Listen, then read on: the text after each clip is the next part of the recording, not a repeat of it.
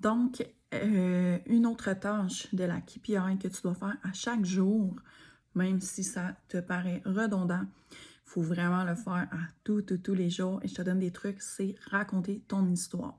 Et là, même si tu commences, peut-être que tu penses que tu n'as pas d'histoire à raconter, mais oui, tu as une histoire à raconter, OK? Tu as quelque chose à dire d'inspirant et je vais t'expliquer comment.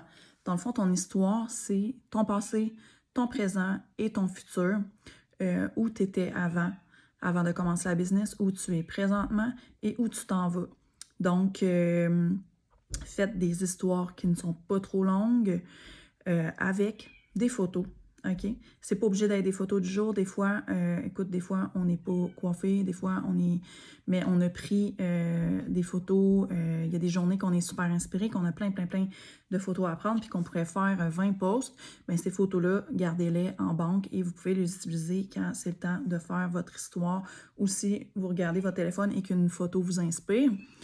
Un truc que je vous partage aussi, quand tu fais une histoire, tu peux, je te suggère, pour finir par avoir 365 histoires dans ton téléphone, de la sauvegarder, OK?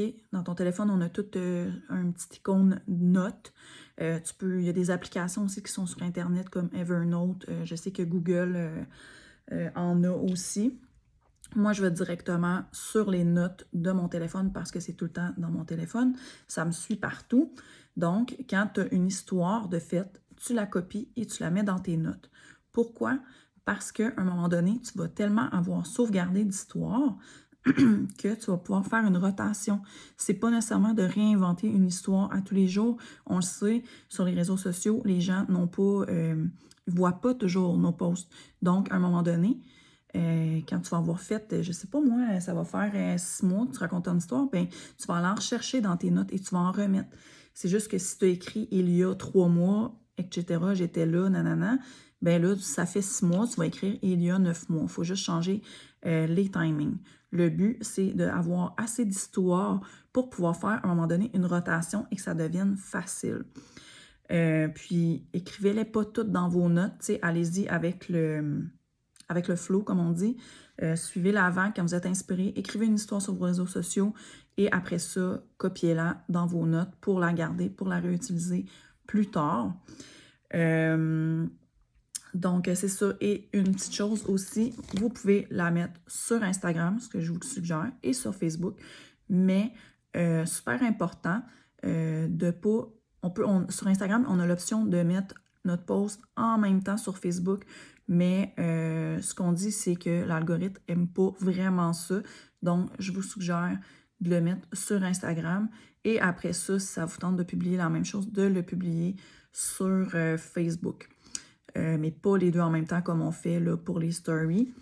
Donc, c'est ça. Et toujours ne pas oublier, si vous parlez de revenus supplémentaires ou quelque chose comme ça, de mettre le IDS, qui est le tableau des salaires que vous allez pouvoir trouver dans le groupe et probablement aussi dans la formation. Et vos histoires, pour terminer, ne sont pas obligées de toujours être sur la business. Ça peut être vraiment votre vie, ce que vous faisiez avant, ça peut être avec vos enfants. Bref, on a des millions d'histoires à raconter. On a tout un vécu et ça va inspirer les gens à vous suivre et ça va aussi permettre aux gens de vous connaître et d'avoir le goût de se rapprocher de vous. Ça va attirer les gens qui sont comme vous. Donc, c'est super important. Ayez pas peur de mettre une histoire à chaque jour. Ayez pas peur de vous répéter. Ayez pas peur d'être plate. Vous êtes toutes inspirantes. Et n'oubliez pas, on sauvegarde tout ça pour pouvoir faire, à un moment donné, une rotation de nos histoires. Donc, c'est la deuxième tâche à faire à chaque jour avec la KPI.